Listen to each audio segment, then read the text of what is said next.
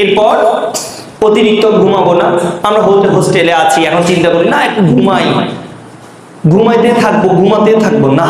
ইলম অর্জনের জন্য যারা আছে তারা বেশি ঘুমায়।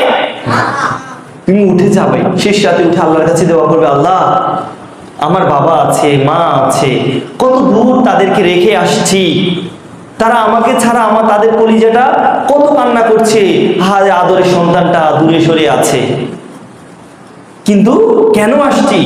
ইলম অর্জনের জন্য, একজন ভালো জ্ঞানী হওয়ার জন্য। তোমরা জানো একজন জ্ঞানী ব্যক্তি যখন মানুষকে কল্যাণের দিকে ডাকে, সমুদ্রের মাছ, জীবিত থাকা পিঁপড়েগুলো পর্যন্ত তাদের জন্য দোয়া করে, যারা মানুষকে কল্যাণের দিকে ডাকে। তোমরা একদিন বড় হয়ে একজন স্কলার হবে, কেউ শেখ আলবানী রাহিমাহুল্লাহ হবে, কেউ শেখ বিন বাজ হবে, কেউ শেখ উসাইমিন রাহিমাহুল্লাহ হবে, কেউ ইবনুল কাইয়িম রাহিমাহুল্লাহ হবে, কেউ ইবনে তাইমিয়ার মতো বড় স্কলার হবে। এই স্বপ্ন নিয়ে তো আমরা আসছি, কিন্তু এই স্বপ্নটা বাস্তবায়ন করতে হলে আল্লাহর কাছে দোয়া করতে হবে। শেষ রাতে উঠে আল্লাহর কাছে বলবো, হে রব, হে আমার রব, আমি আব্বু ছাড়া, আম্মু ছাড়া, ভাই বোন ছাড়া একা এখানে পড়ে আছি। হে আমার রব, আমার অন্তরটা আপনার জ্ঞানের জন্য খুলে দিন। হে আমার রব, আমাকে একজন ভালো দাঈ ইলাল্লাহ হিসেবে কবুল করুন। হে আমার রব, আমার অন্তরটা হিংসা মুক্ত করুন। হে আমার রব, আমার অন্তরটা রিয়া মুক্ত করুন। হে আমার রব, আমাকে শুধুমাত্র আপনার সন্তুষ্টির জন্য একজন দাঈ ইলাল্লাহ, একজন স্কলার তৈরি করে দেন। না মানুষকে দেখানোর জন্য স্কলার হবে, চিন্তা করবো আমি ভাইরাল হয়ে যাব, বড় স্কলার হবে, সবাই আমাকে বলবে বাহ বাহ কত বড় স্কলার। এটার জন্য স্কলার হবে? একমাত্র কার জন্য?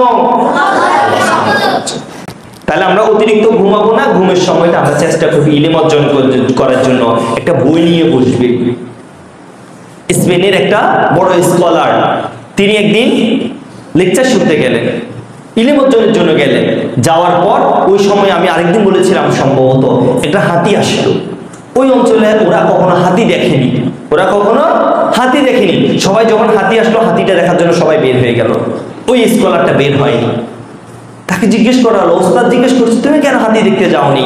তখন তিনি বললেন, আমি এখানে হাতি দেখতে আসিনি, আমি আপনার কাছ থেকে ইলম অর্জন করার জন্য এসেছি, আমি আপনার থেকে জ্ঞান অর্জনের জন্য আসছি, আমি এখানে হাতি দেখার জন্য আসি।